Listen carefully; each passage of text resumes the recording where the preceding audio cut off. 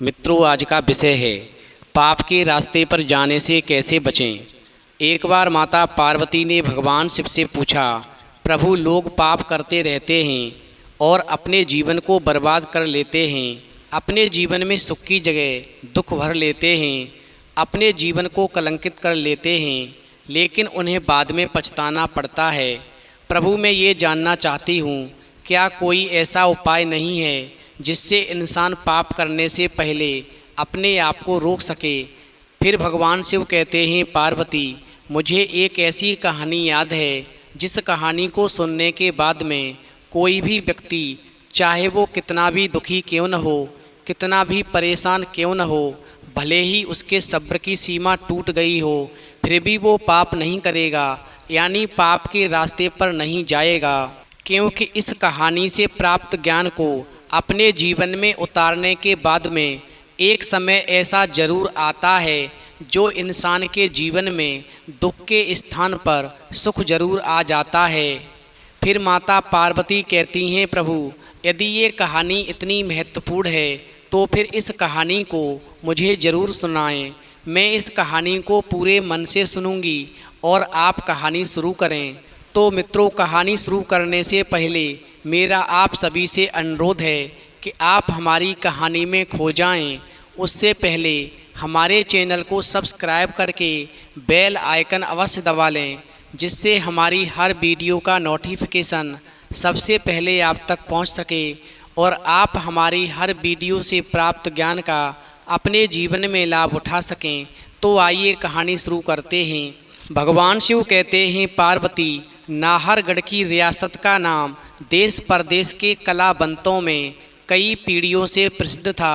लगभग 125 साल पहले राजा वीरभद्र सिंह ने नाहरगढ़ के राज्य की नींव डाली थी। वो चित्रकला, संगीत व नृत्य का पारखी माना जाता था। उसके ज़माने में कला और संस्कृति परवान चढ़ने में लगी थी। वहीं तीसरी पीढ़ी में उनके पौत्र राजा धनंजय सिंह के ज़माने में तो देश परदेश के कलाकर्मी आते थे। वो सभी अपनी कला के जौहर दिखलाते और मान सम्मान तथा पारितोषिक पाकर के राजा धनंजय सिंह की जय जयकार करते हुए अपने घर चले जाते थे। चूँकि उस जमाने में राजा प्रजा दोनों पर ही कला का जुनून सवार था, पर जैसा कि प्रकृति का नियम है, समय में बदलाव आता रहता है। वहीं राजा धनंजय सिंह के बाद में उनके पुत्र विक्रम सिंह राजा बने, तो राजा विक्रम सिंह को कला व संगीत से कोई लगाव नहीं था और फिर राज दरबार की महफिल किंवदंतियां बनकर रह गई। क्योंकि राजा विक्रम सिंह ने कला व संगीत को पारिश्रमिक और प्रोत्साहन देना पूरी तरह से बंद कर दिया और कभी कोई भूला भटका कलाकर्मी यदि राज दरबार में पहुंच भी गया तो राजा विक्रम ने उसकी कला का कभी सम्मान नहीं किया, कभी उसकी तरफ मुंह करके नहीं देखा। और इस प्रकार वो भूला भटका हुआ कलाकर्मी ये कसम खाकर राज दरबार से जाता था कि अब इस राजा के दरबार में कभी नहीं आना है। भगवान शिव कहते हैं, पार्वती, उन्हीं दिनों एक नगर की एक प्रसिद्ध नर्तकी ने अपनी नानी से नाहरगढ़ की सखावत के बड़े किस्से सुने थे। वहीं नानी ने उसे रत्न जड़ित हार भी दिखाया था, जो महाराज धनंजय सिंह ने प्रसन्न होकर उसे इनाम में दिया था। वहीं बदलते माहौल से बेखबर आफत की मारी नर्तकी ने पुनः विक्रम सिंह के दरबार में पेश होकर के अपनी कला के प्रदर्शन की आज्ञा चाही। चूँकि राजा धनंजय सिंह के बाद में उनके पुत्र विक्रम सिंह राजा बन चुके थे, उधर उस नर्तकी को ये नहीं मालूम था कि विक्रम सिंह राजा इस प्रकार की कलाओं से बिल्कुल भी पसंद नहीं है। उधर जब नर्तकी भूलवश राजा विक्रम सिंह के दरबार में पहुंची तो उस समय राजा विक्रम सिंह भी प्रसन्नचित्त बैठे हुए थे और फिर राजा विक्रम सिंह ने उस नर्तकी को अपनी कला दिखाने की आज्ञा दे दी। भगवान शिव कहते हैं, पार्वती, इस प्रकार एक घड़ी रात बीतने के बाद में महफिल शुरू हुई तो नर्तकी ने एक मद भरी अंगड़ाई लेकर नाचना शुरू किया। वहीं पुराने दरबारी कलेजा थाम कर रह गए, क्योंकि नर्तकी के पैरों में बिजली की चपलता थी। उसके शरीर की कमनीयता, उसके साथ में आए संगीत बजाने वालों की लय और ताल से मिलकर के एक अलौकिक, अद्भुत और अवर्णनीय माहौल बना रही थी। वहीं पुराने कला पारखी बहुत दिनों के बाद में अपनी सुध-बुध खोकर बैठे थे। वहीं मंत्रमुग्ध दर्शकों को आभास ही नहीं हुआ कि रात कब आखिरी पहर पर आ पहुंची और वो इतने लवलीन हो गए। परंतु जैसा कि नियम था, यदि राजा इनाम ना दे तो और कोई इनाम कैसे दे।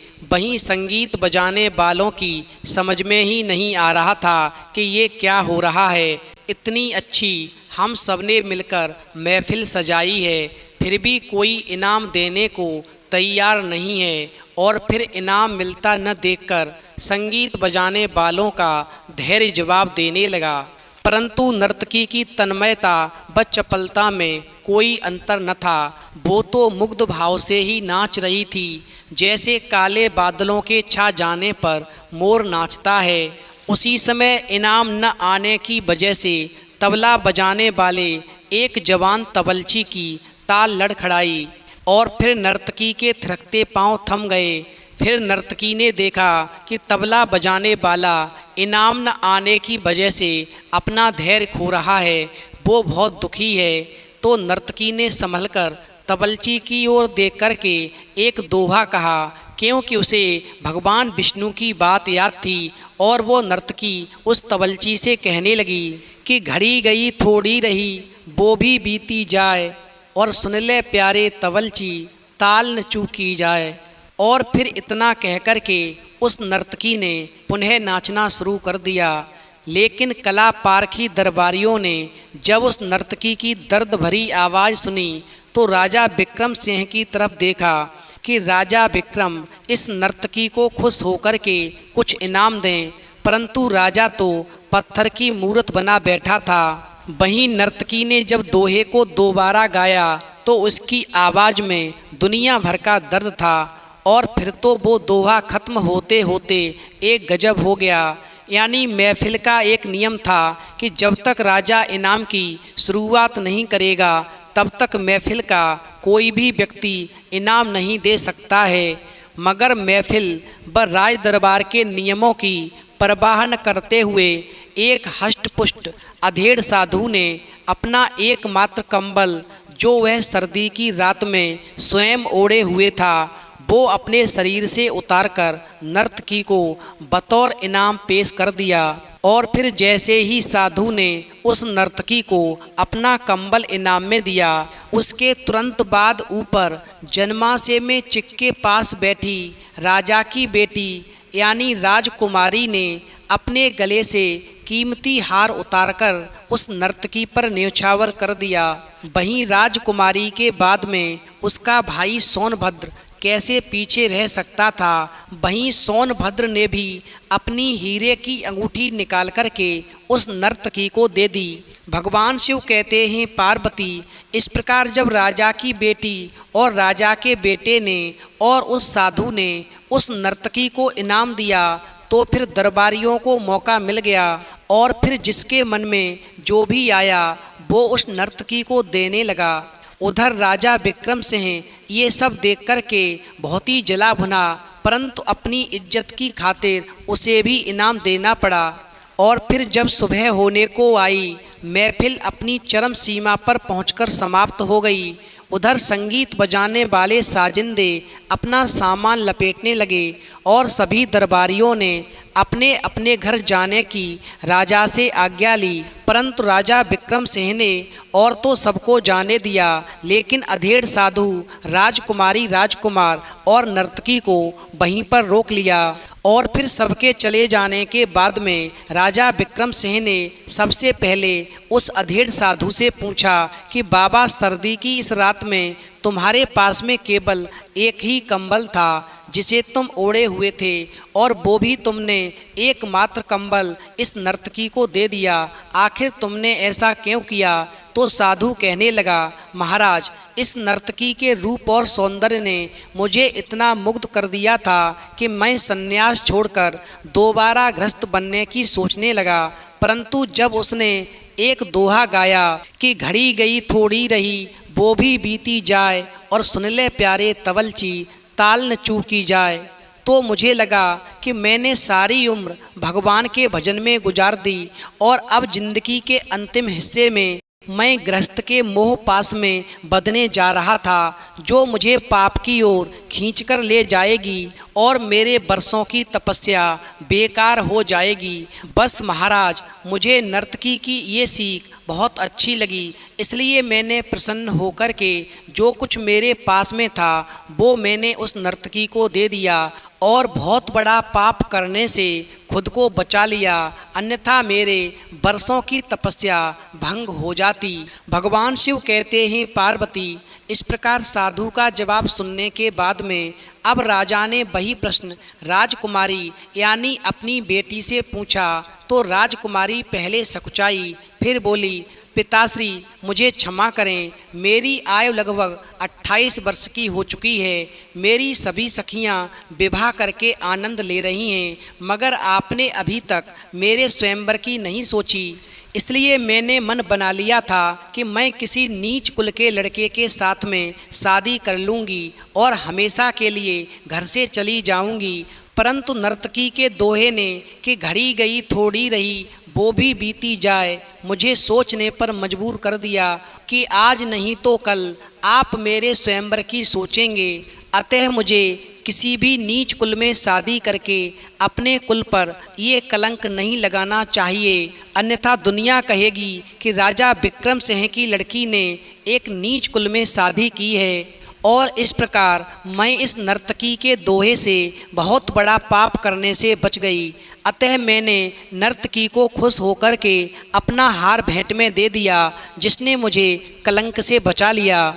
भगवान शिव कहते हैं, पार्वती, इस प्रकार अपनी बेटी यानी राजकुमारी का उत्तर जानने के बाद में राजा ने वही सवाल अपने बेटे से पूछा यानी राजकुमार से पूछा।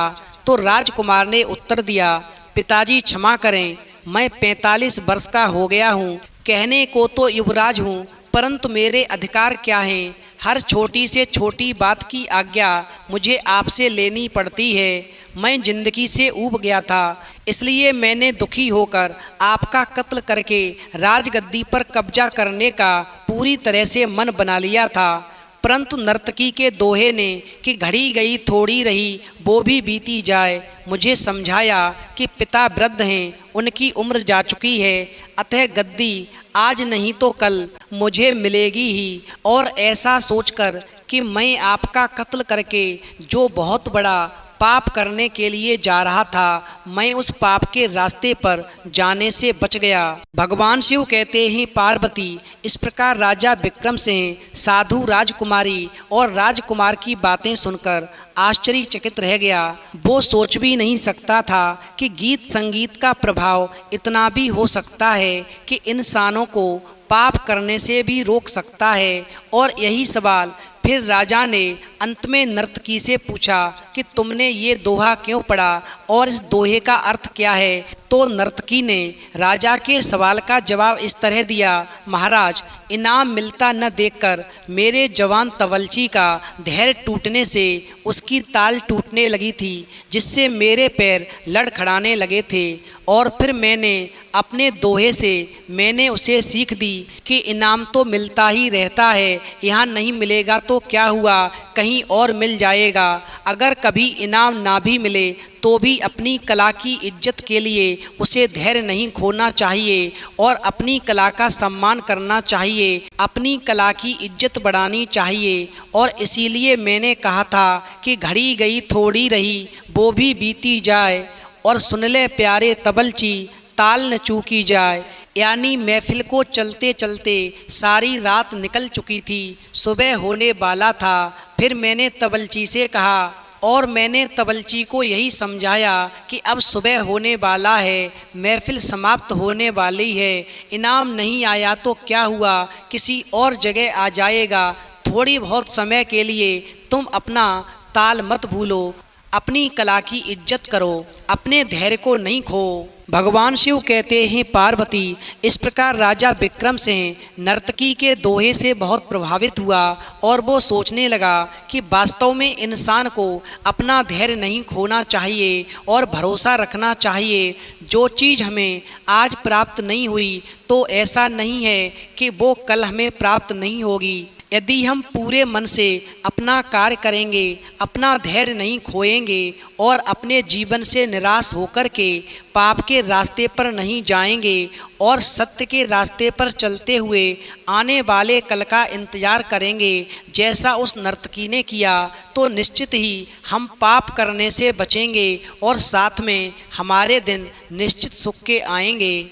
क्योंकि प्रकृति में बदलाव होता है, जो दिन बीत गए वो आज नहीं और जो आज हैं वो कल नहीं रहेंगे। क्योंकि प्रकृति में बदलाव निश्चित होता है, इंसान पे सदा दुख नहीं रहता। यदि आज दुख है तो निश्चित कल सुख के दिन भी आएंगे, उसका इंतजार करना चाहिए और पाप के रास्ते से बचना चाहिए।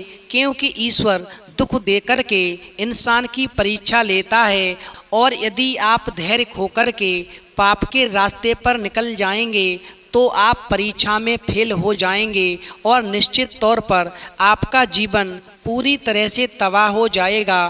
क्योंकि आप पाप का रास्ता अख्तियार करेंगे और पाप का रास्ता घोर नरक की ओर ले जाता है। भगवान शिव कहते हैं, पार्वती, इस प्रकार जो राजा कभी किसी को इनाम नहीं देता था, संगीत से कोसों दूर रहता था, किसी की कला की कभी प्रशंसा नहीं करता था, आज उस राजा ने मात्र एक दोहे से प्रभावित होकर अगले दिन राज दरबार में 3 घोषणाएं की। नंबर 1, राजकुमारी का विवाह सेनापति के लड़के के साथ किया जाएगा।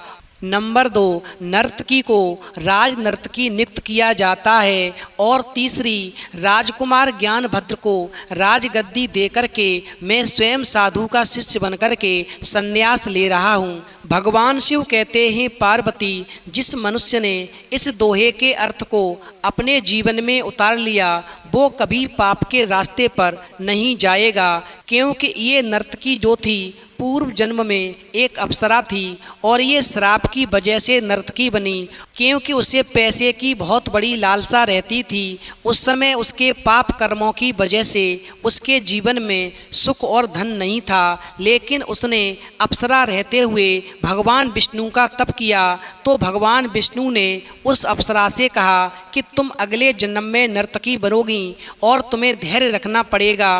क्योंकि जिस धैर्य को तोड़ करके तुमने इस जन्म में पाप किया, इसलिए तुम दुखी होकर के नर्तकी बनी। और तुम्हें इस बात का ध्यान रखना होगा कि तुम्हारे धैर्य की परीक्षा लेने के लिए एक बार महफिल सजेगी और तुम्हारे संगीत के कलाकार अपना धैर्य खो बैठेंगे तो तुम्हें ये 2 लाइनें बोल कर के कि घड़ी गई थोड़ी रही वो भी बीती जाए और सुन ले प्यारे तवलची ताल न चूकी जाए, उनको भी संभालना है और खुद को भी संभलना है, फिर तुम्हारे जीवन में सुख के दिन आ जाएंगे। मित्रों, इस प्रकार भगवान शिव ने अंत में फिर माता पार्वती से कहा, यदि इंसान गलत रास्ते पर जाने वाला हो तो जाने से पहले ये 2 लाइनें पढ़ ले तो निश्चित कभी पाप नहीं करेगा कि घड़ी गई थोड़ी रही वो भी बीती जाए। तो मित्रों, यदि आपको ये कहानी पसंद आई हो तो प्लीज़ आप हमारे चैनल को सब्सक्राइब करें और भगवान शिव और पार्वती के लिए एक लाइक करना बिल्कुल न भूलें।